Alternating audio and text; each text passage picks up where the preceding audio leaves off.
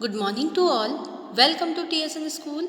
हम पढ़ रहे हैं कक्षा 10 हिंदी की पाठ्य पुस्तक स्पर्श का पाठ्यक्रम। आज हम स्पर्श के गद्य भाग से पाठ 7 पढ़ेंगे। पाठ 7 में आपको रविंद्र केलेकर जी द्वारा लिखा गया एक लेख दिया गया है जिसका शीर्षक है पतझड़ की टूटी पत्तियां। इसमें 2 प्रसंग दिए गए हैं। पहला है गिन्नी का सोना और दूसरा है झेन की देन। गिन्नी का सोना जो है प्रसंग आपका वो CBSE द्वारा डिलीट कर दिया गया है, हटा दिया गया है। तो हम इसमें सिर्फ एक ही भाग पढ़ेंगे, झेन की देन। ठीक है, इसको पढ़ने से पहले हम लेखक का जीवन परिचय जान लेते हैं। रविंद्र केलेकर 1925 से 2010। 7 मार्च 1925 को कोंकण क्षेत्र में जन्मे रविंद्र केलेकर छात्र जीवन से ही गोवा मुक्ति आंदोलन में शामिल हो गए थे। गांधीवादी चिंतक के रूप में विख्यात केलेकर ने अपने लेखन में जनजीवन के विविध पक्षों, मान्यताओं और व्यक्तिगत विचारों को देश और समाज के परिप्रेक्ष्य में प्रस्तुत किया है। इनकी अनुभवजन्य टिप्पणियों में अपने चिंतन की मौलिकता के साथ ही मानवीय सत्य तक पहुंचाने की सहज चेष्टा रहती है। कोंकणी और मराठी के शीर्षस्थ लेखक और पत्रकार रविंद्र केलेकर की कोंकणी में 25, मराठी में 3, हिंदी और गुजराती में कुछ एक पुस्तकें प्रकाशित हैं। केलेकर ने काका कालेलकर की अनेक पुस्तकों का संपादन और अनुवादन भी किया है।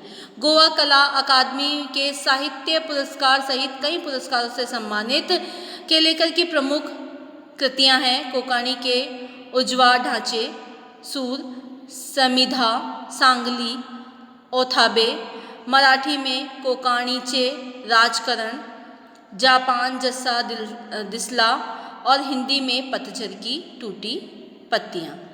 पतझड़ में टूटी पत्तियां, इसका हिंदी में भी इन्होंने अपनी कृति लिखी है जिसको हम अपनी पाठ्य पुस्तक में पढ़ेंगे। अब आपका पाठ प्रवेश, आपके पाठ में क्या बात कही गई है? ऐसा माना जाता है कि थोड़े में बहुत कुछ कह देना कविता का गुण है। जब कभी यह गुण किसी गद्य रचना में भी दिखाई देता है तब उसे पढ़ने वाले को यह मुहावरा याद नहीं रखना पड़ता कि सार सार को गाही रहे थोथा दे उड़ाए। सरल लिखना, थोड़े शब्दों में लिखना ज़्यादा कठिन काम है, फिर भी यह काम होता रहा है।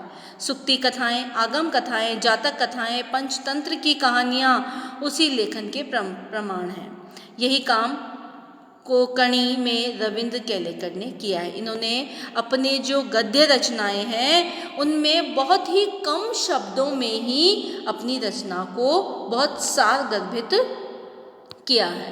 अब आपका जो पहला भाग है वो आपकी पाठ्य पुस्तक में नहीं है। गिन्नी का सोना मतलब आपके सिलेबस में से डिलीट कर दिया गया है 30% सिलेबस के अकॉर्डिंग। ठीक है ना। हम जो पढ़ेंगे झेन की देन, जो दूसरा प्रसंग है हमारा, उसमें बौद्ध दर्शन में वर्णित ध्यान की उस पद्धति की याद दिलाता है जिसके कारण जापान के लोग आज भी अपनी व्यस्ततम दिनचर्या के बीच कुछ चैन भरे पल क्या कर सकते हैं, चैन भरे पल उन्हें मिल पाते हैं। जापान जो है वो इतना तेज है, उसे अपने लिए भी समय नहीं है।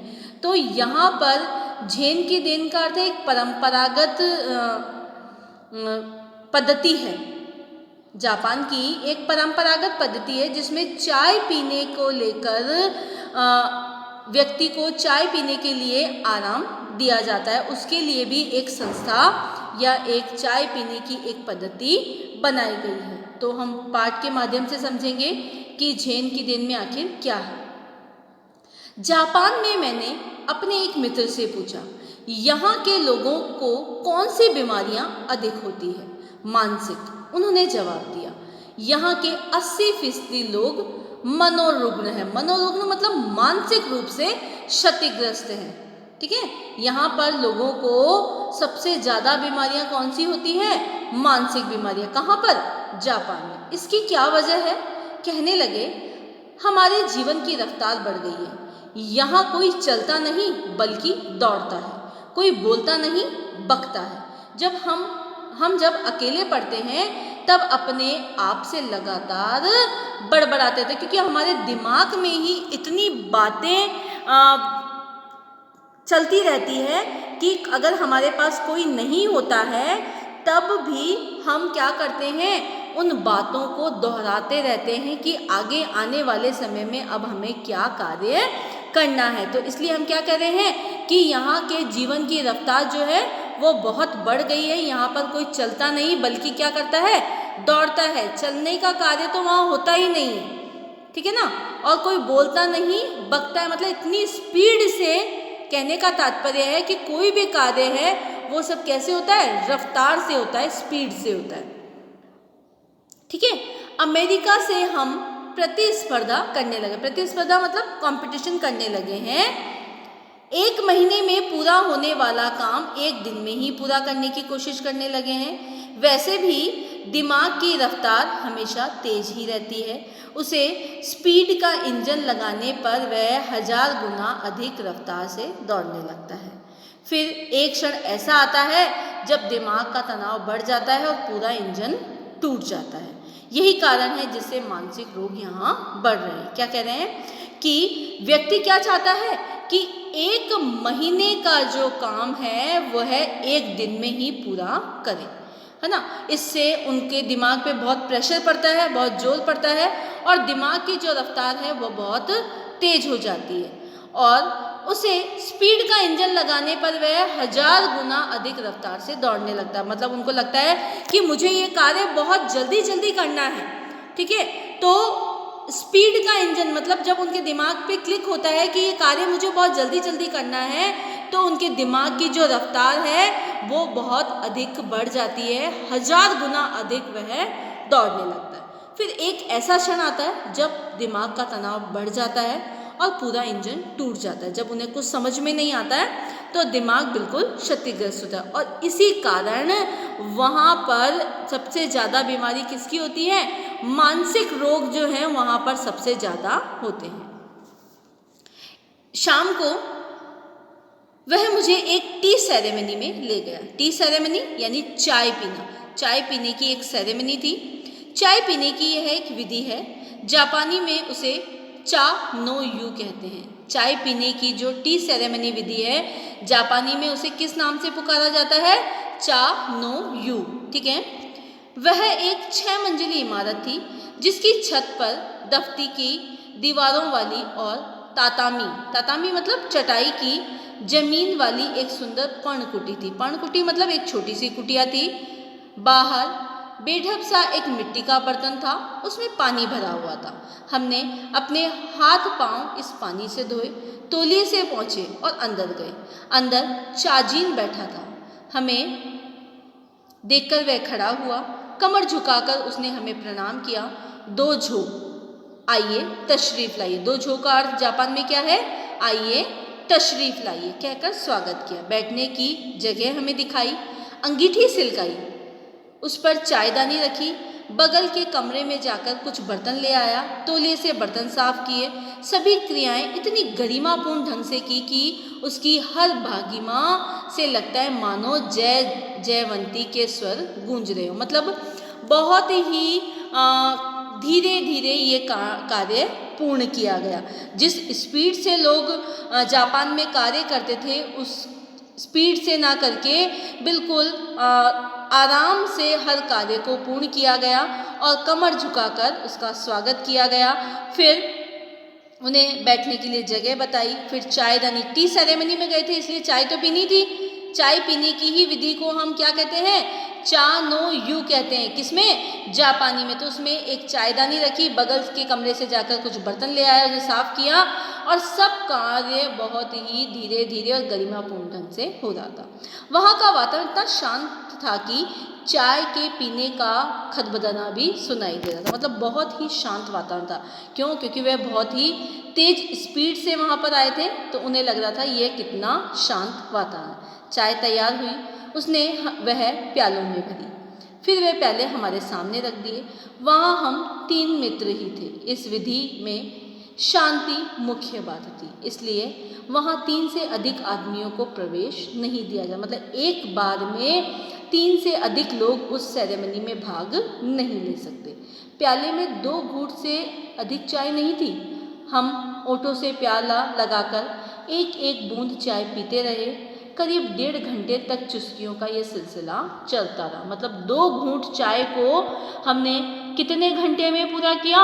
1.5 घंटे में। जो व्यक्ति जापान के वह व्यक्ति जो बोलते नहीं बकते हैं, चलते नहीं दौड़ते हैं, उन्हें चाय पीने के लिए कितना समय लगा? 1.5 घंटा। वहाँ पर इतनी शांति थी क्योंकि ये जो टी सेरेमनी थी ये दिमाग को आराम दिलाने के लिए वहाँ के लोग इस सेरेमनी में जाया करते थे और इस सेरेमनी में 3 से अधिक लोग नहीं जा सकते थे, है ना। चुस्कियों 1.5 घंटे तक चुस्कियों का सिलसिला चलता रहा।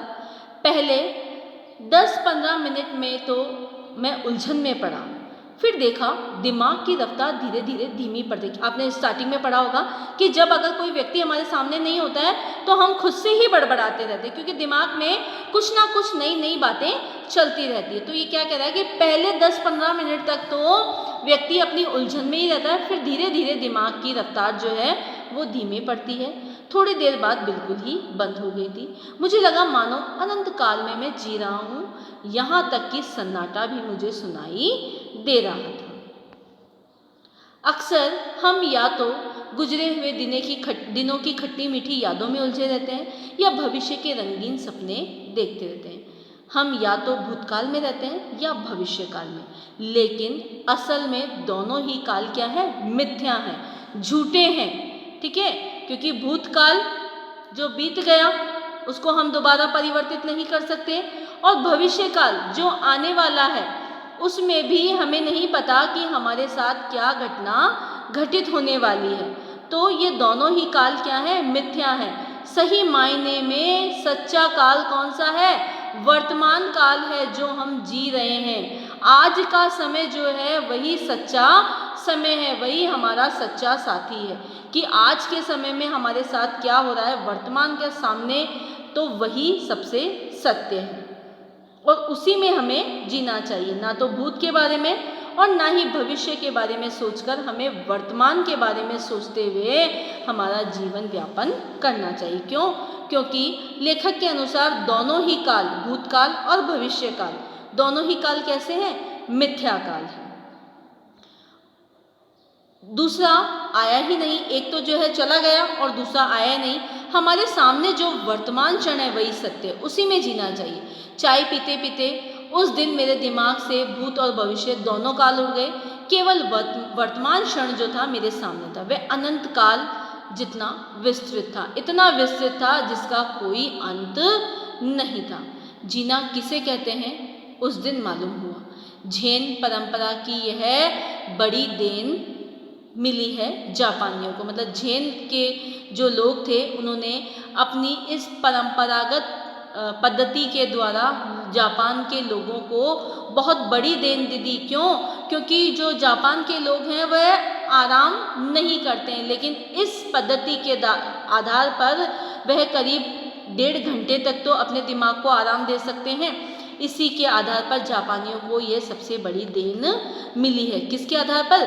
झेन की परंपरा के आधार पर। इसीलिए इस पाठ का जो इस प्रसंग का नाम है झेन की देन। इसमें जापानियों द्वारा एक टी सेरेमनी में अपने दिमाग को आराम देते हुए सिर्फ वर्तमान काल के बारे में सोचते हुए उस अनंत काल में अपना जीवन विचरण कर रहे हैं और उसी का ध्यान लगा रहे हैं कि ये जो जीवन काल है वही सत्य है, जिसमें हम जी रहे हैं वही सत्य है। जो चला गया वो सत्य नहीं है और जो आने वाला है वह भी मिथ्या है, वह भी झूठा है। जिस काल में हम जी रहे हैं, जो काल हमारे सामने है, जो क्षण हमारे सामने है, सही मायने में वही सच्चा है और वही अपना है। धन्यवाद।